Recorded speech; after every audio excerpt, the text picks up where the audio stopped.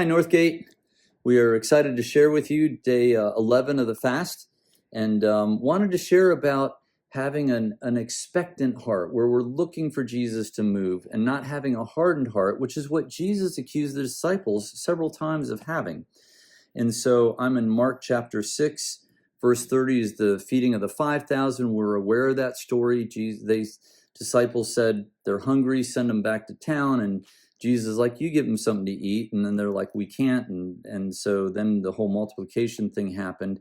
And then it immediately goes to the next story, verse 45. It says, immediately he made the disciples get into the boat and to send them to the other side. And this happened, it says immediately. So fed the 5,000, then he sent them away in a boat.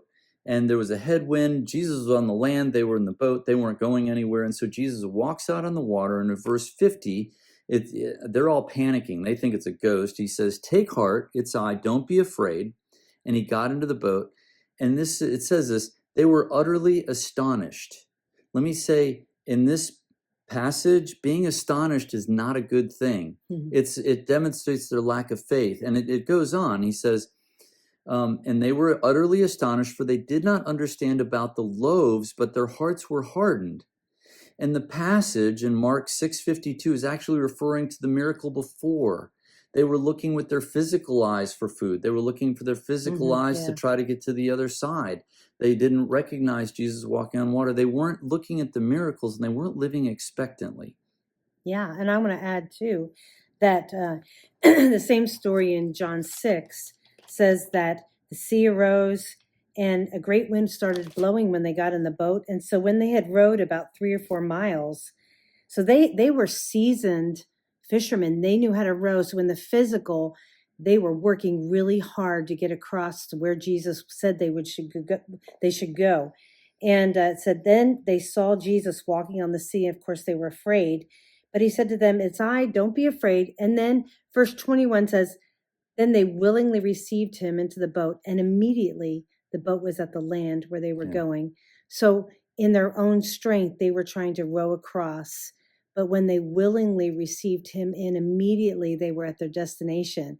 And so God's been showing me that there's a higher and a better way to go about things and about to live, the spiritual versus the natural. Yeah. And that goes right into what not being expectant for what God's going to do and not being shocked or surprised. Like, wow, he really did come through.